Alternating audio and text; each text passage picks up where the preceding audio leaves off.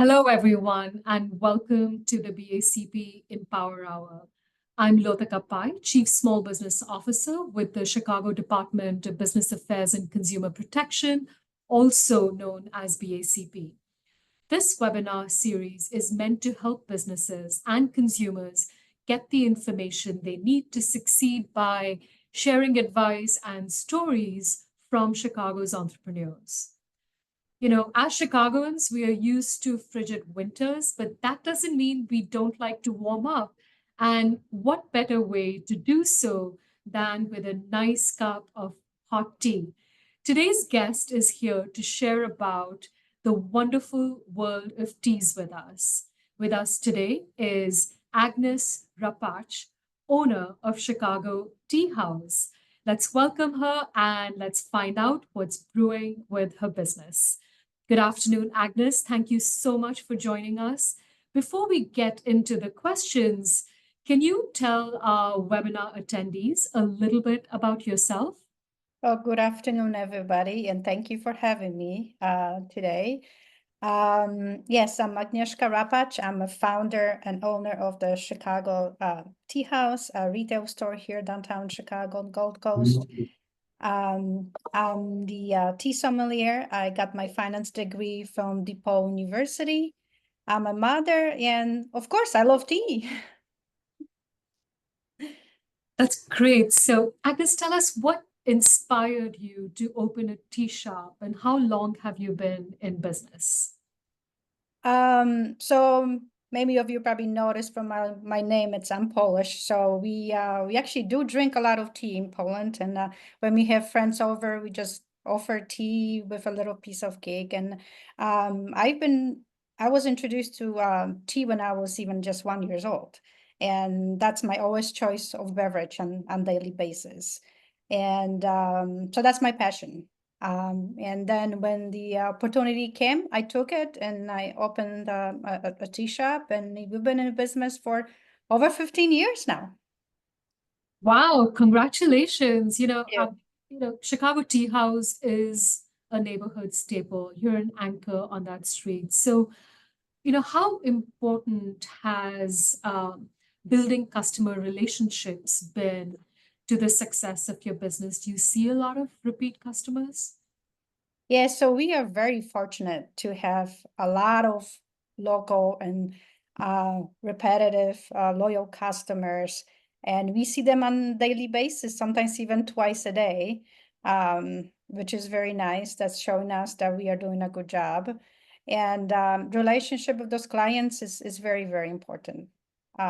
Because then if you take care of your regular customers, of course, you can take care of your customers that they only comes once a year.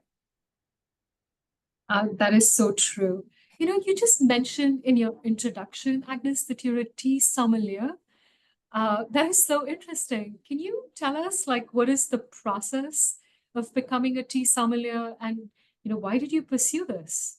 Yeah, it's a good question because a lot of people was like, what is tea sommelier? I was like, pretty much like a wine sommelier. I always compare wine to tea as well when I do like a presentations about tea 101. But what it takes actually years of just exploring and visiting the growing areas. And I was able to visit Japan, China, New Zealand, South Africa, and some other countries where the teas are growing. And based on that, you just learn directly from the tea growers. But also there is a lot of theory. So in order to get the certification, I had to take a test. There are some organizations that they provide this in the United States. However, they're not certified by the government. So I would say I was lucky to be able to get that certification in college in Germany. So it is a very hard test. And in the beginning, they gave me like 500 pages to study. So you have to take 2 tests and then one that provide a tea tasting. Wow. So how long did that take you? So just kind of like study, it would take me over a month. And then for the tea presentation, they'll give you only 48 hours to prepare. Wow. And then all the years in advance of that, that you had kind of spent getting exposed to teas from different parts of the world. Absolutely, Yeah, yes. Yeah, the that is travel incredible. definitely helped. Yes. Yeah, no, I think that's phenomenal. I love the word, by the way, tea sommelier. So, let's talk about products. I briefly looked at your website as well, and I actually have it open right here in front of me. I mean, there's a huge variety of teas that you offer, from sachets to loose leaf. You know, how do you, as the proprietor of this business, select the teas that you carry? And then, you know, how does one identify what is a quality tea leaf when we are buying tea from you or somewhere else? Right. So the products that we purchase, so I always based, would say 50% what's trendy. You have to kind of follow the market, what the industry is looking for. You kind of see what customers are looking for. But I also always look for the teas more on a higher end, very unique, rare teas that I would drink and I would recommend to my clientele. Um, yeah, so based on that, then that's what I always look for. And with regards to a good quality, actually there you're going through a very specific, very sophisticated process. You take the tea and you test it and taste it. So you look on the dry leaf, you look at the color, you smell it, you see the shape of it.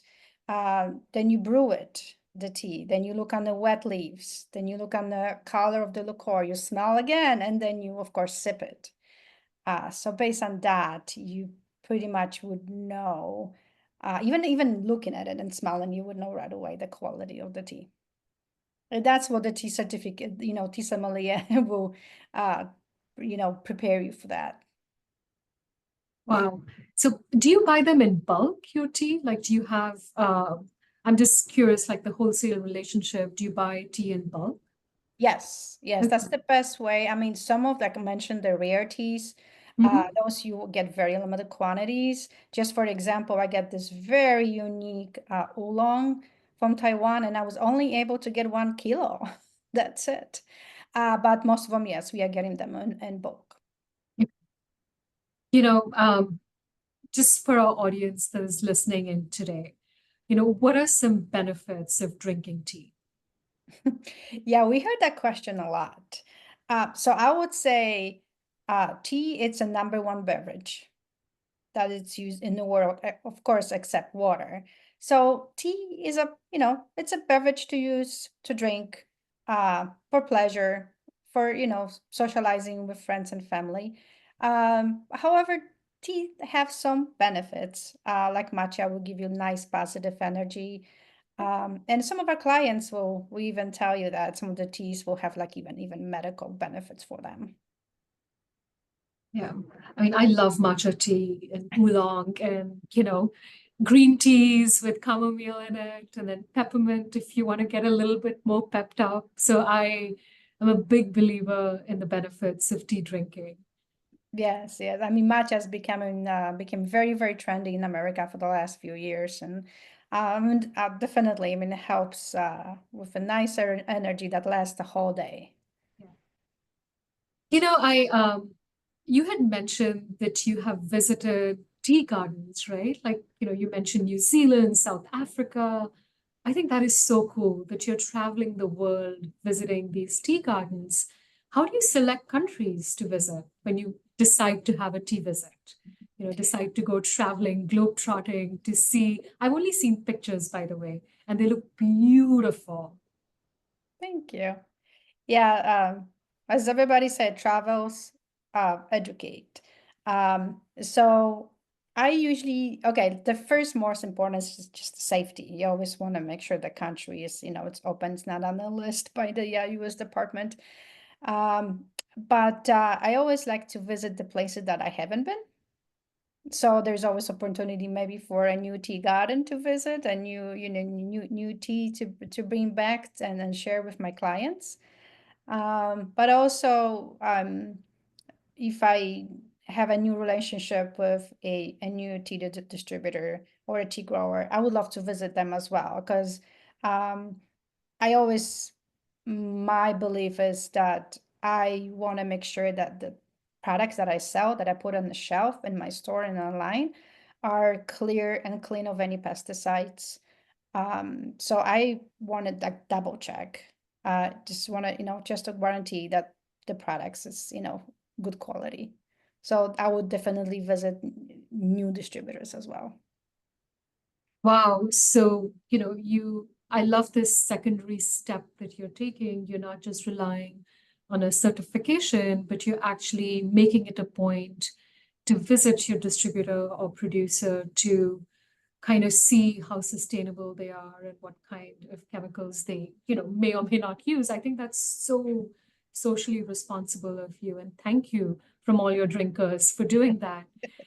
So, that's such an interesting point because when you once identify a producer or distributor that you want to work with, how do you then go about building a relationship with them? Because I'm sure they sell to, many retail vendors across the world. So I will regular keep touch. I always trying to, not trying. I always want to learn more and more, because the tea education never ends. It's like never ending story. You constantly want to learn a little bit more, learn especially about the new places that we are sourcing our teas from. So I always like ask questions. I always ask for pictures. I want to make sure that the new products, where they're coming from. So constant, correspondence, get in touch. That's the best point.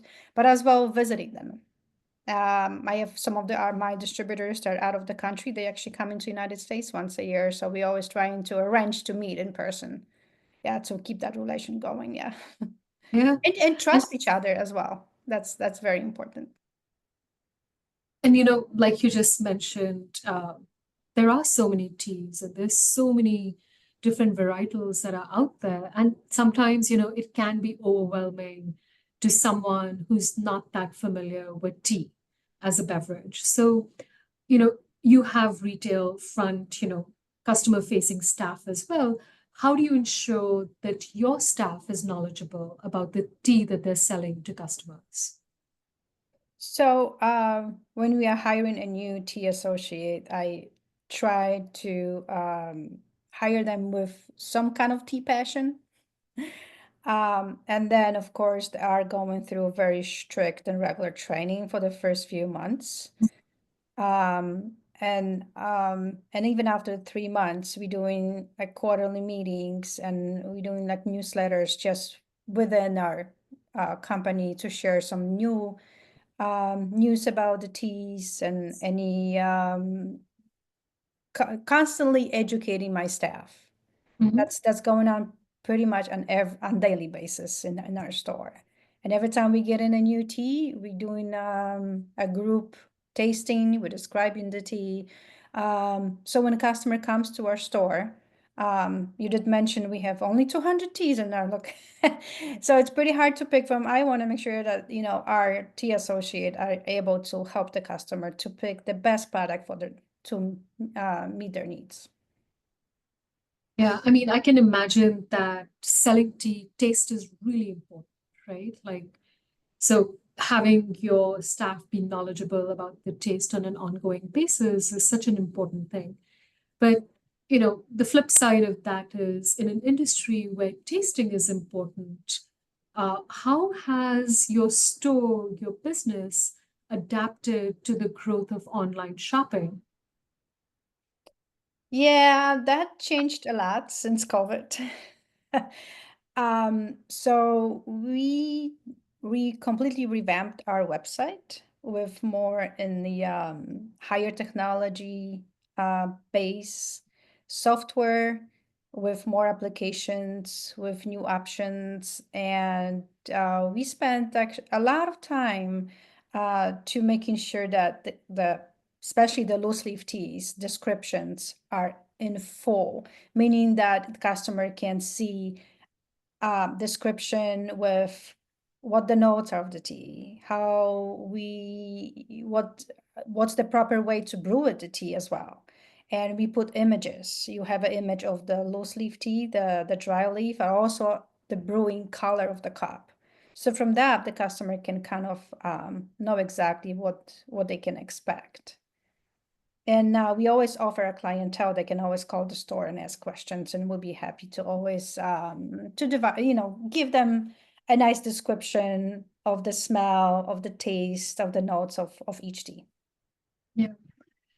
So I did find out that you also hosted the city of Chicago's first ever tea festival at the Copernicus Center.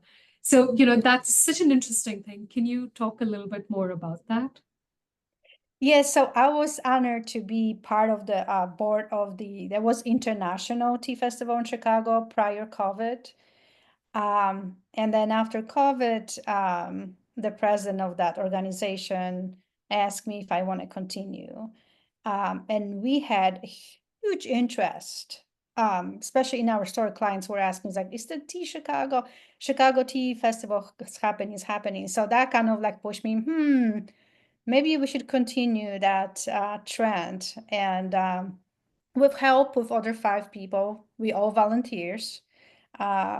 We put it a not-for-profit organization, and we put in this amazing festival.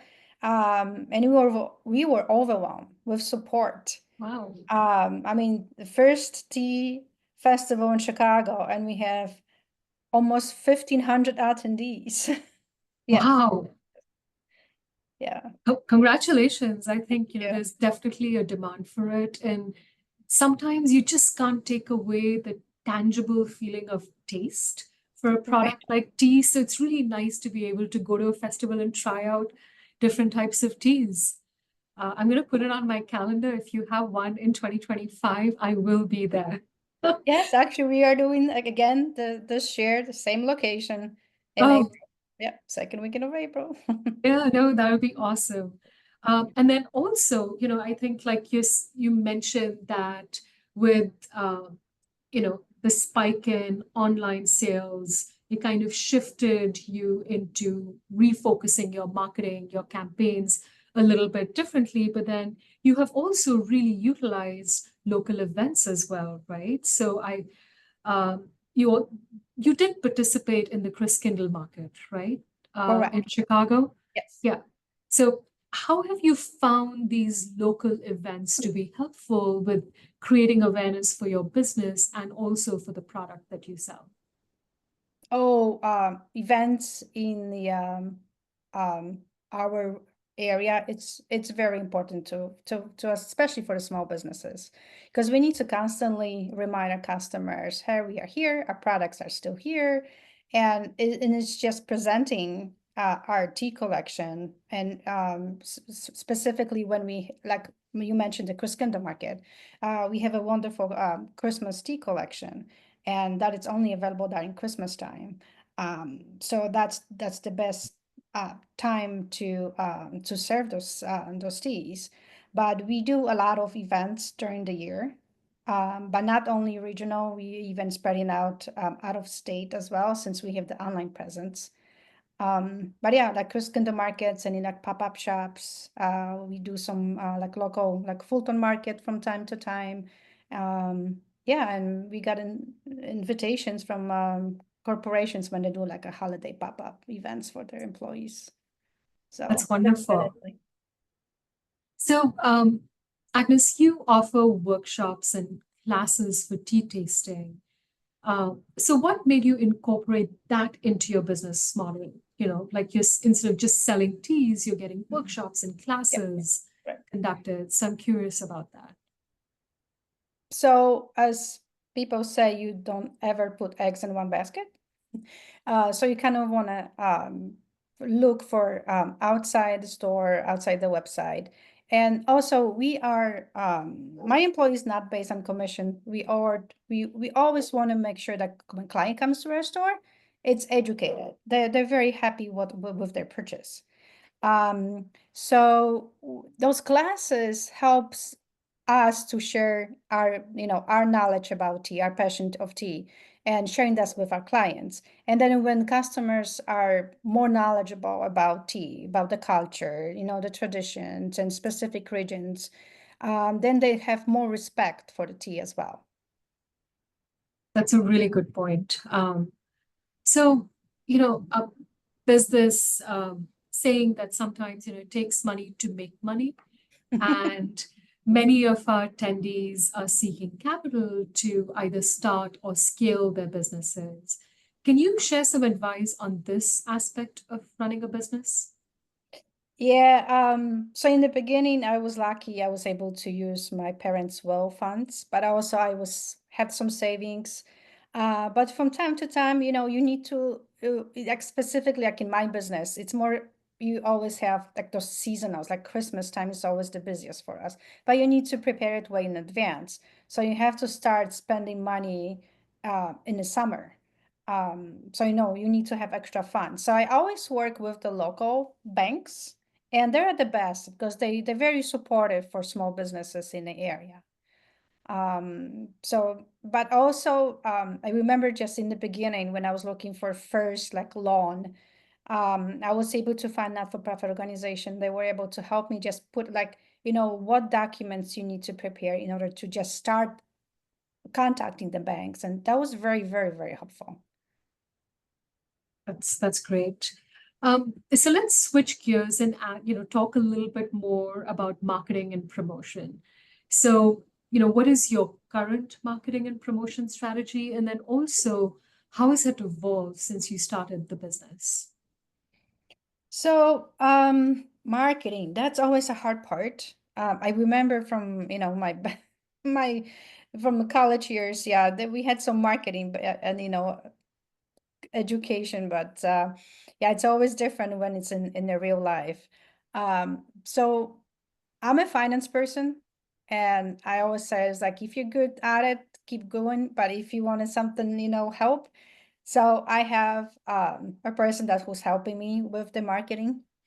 But what we do once a year, we would just meet and trying to like make a plan for the year and strategize on a quarterly basis, and also revamp because you never know because the trends might change from month to month.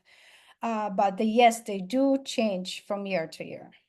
But definitely a marketing plan in advance is very, very important because you don't want to make decisions in a week in advance.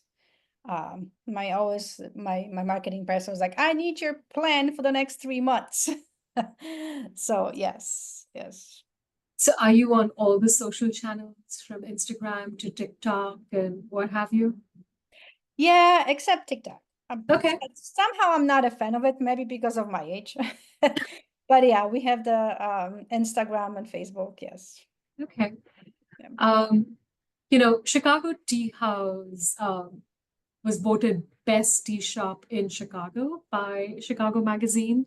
That is incredible. Huge shout out for that and congratulations.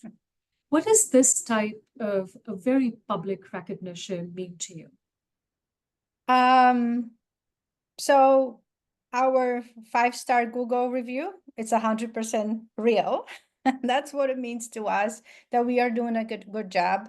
And thanks to my team at the tea shop for all the customer service. And of course, that's showing us that our clients are very supportive, that they supporting us all the time. That really, Again, yeah, it means a lot to us. again, congratulations. Thank you. BACP has a partnership with, over 70 neighborhood business development centers. These are chambers of commerce and business service organizations that the city supports to help and work with small businesses in the community. And you had mentioned that you had gotten help with getting your bank paperwork in order to apply for a business loan. And so, have you worked with any of our neighborhood business development centers? If so, which one? Were they able to help you? Yeah, those Chicago, it's a great place to. I mean, there's a lot of organizations that support small business, and we've been working with the Lincoln Park Chamber of Commerce, the German American Chamber, and the Polish American Chamber, and all three of them were very, very supportive, and we, even for consulting basis, anything that we need contact or even recommendations with the other businesses, they were very, very helpful. So I would strongly recommend to always work with the local organizations like that. That's right. And also as a reminder, to all our attendees, these are most of these organizations, the services to small business owners are at no cost. So definitely tap into the local resources that are made available to you. We'll jump into the questions, Agnes, in a little bit, but I just, want to transition Okay. into a different set of questions for you.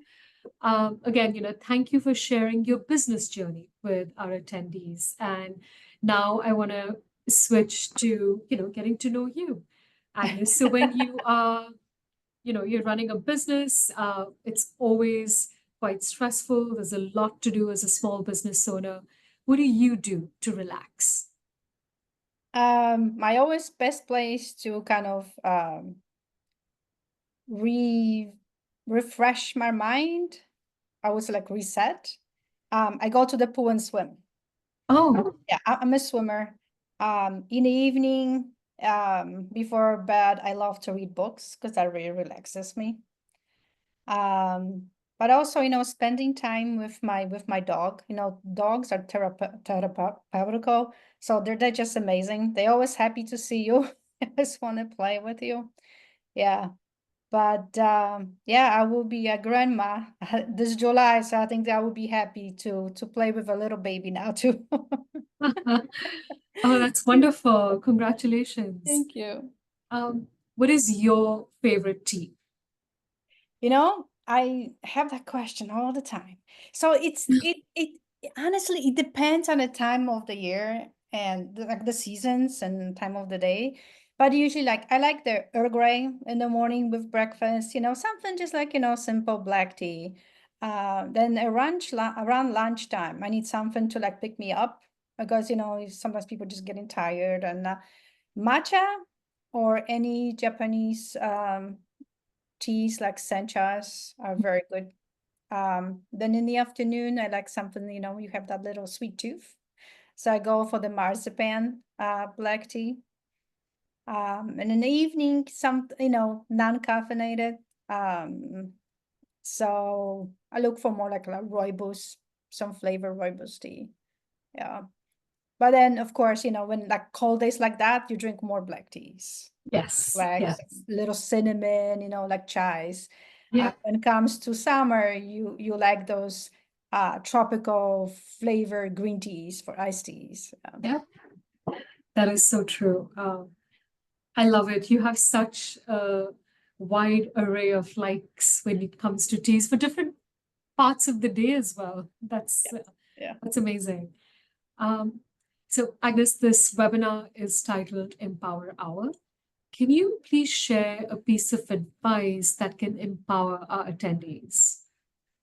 So I was thinking, so I came back from a big trip and I saw this penguins in wild, and they build those penguin highways. So they very inspired to go to the ocean, going through those little highways, get the food, and go back to those little highways to their chicks to, feed them. But if the highway is busy, they will go and switch and go to another highway. So my advice is never give up. If you have an idea or project, try a different path. Because there's sky's the limit. There's got to be other way to fulfill your dream. That is great advice. Can you provide your store address, social media, and website for our attendees? Sure. So our store is located in Gold Coast in downtown Chicago. That's 1116 North State Street. That's an intersection of State and Division. And we are on Instagram, Chicago Teahouse, on Facebook, Chicago Teahouse, and our website, chicagoteahouse.com. It's very easy to remember. This was so wonderful, Agnes. I'm so grateful that you took the time to join us today and share your professional journey with us and, educate us a little bit more about teas and the tea business. So thank you very much for that. Can you stay a little longer so that we can take questions from the audience? Absolutely, I would love to. Thank you. I'm going to turn it over to Stella to moderate the Q&A. I have a new online tea retail business. What's the most affordable way to drive customers to my site? Oh, yeah. So Google ads are very expensive. What we did, see with the retail location, that really helps. So any like a pop-up shops, any events that you can go, markets, just to have some brochures and distribute them. Next question. Why was the Gold Coast your location of choice?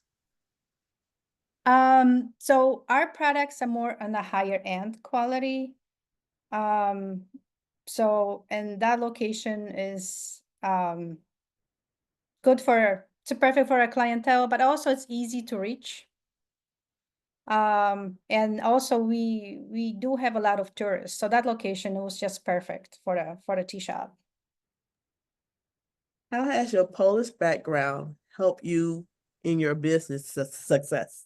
Oh, I think it's just because I was drinking tea when I was little, but I got my elementary education in Poland, and that education is a little bit stronger, and they were teaching us to think outside the box, and that really, I think, helped me with the business.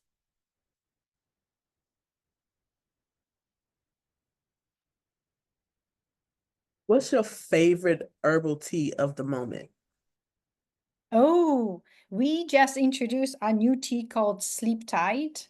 And we noticing that it's becoming very I wouldn't say trendy, but people have been looking for some different alternatives instead of taking medications to help them to relax and fall asleep. So we have this tea that has a nice ingredients because we have lavender and chamomile and lemongrass that really like helps you to relax.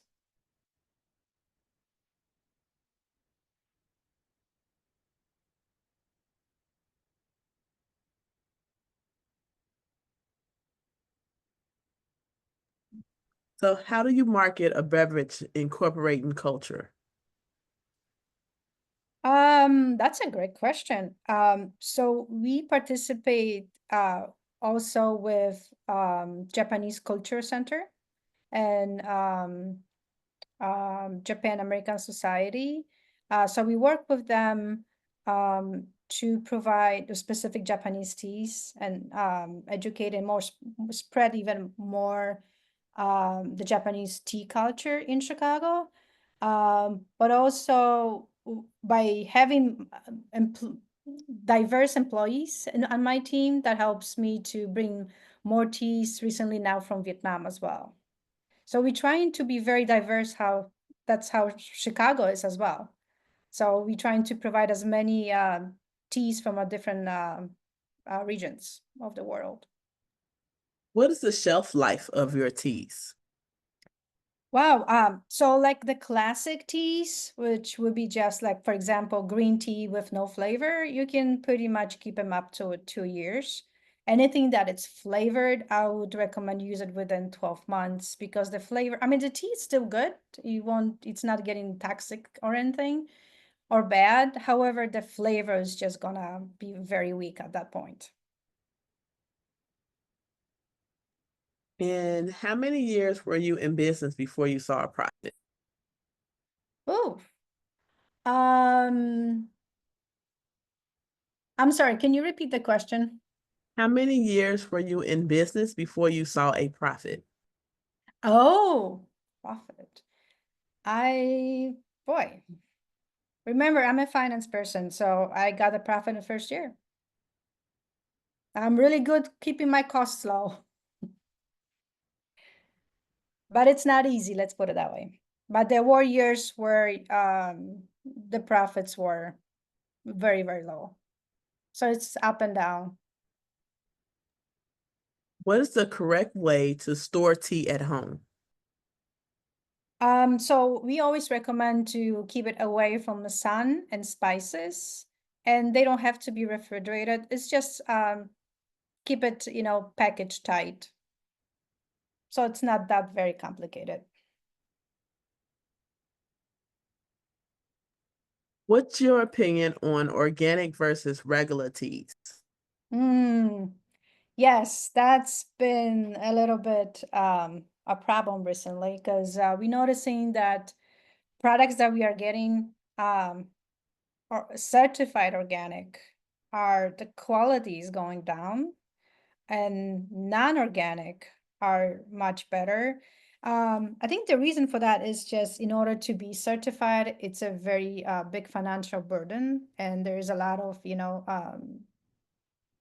red tape, a lot of documents to go through. It's a just big sophisticated process. So if you know that your tea grower is cultivating organic but it's not certified, it's still the same product, it's even better.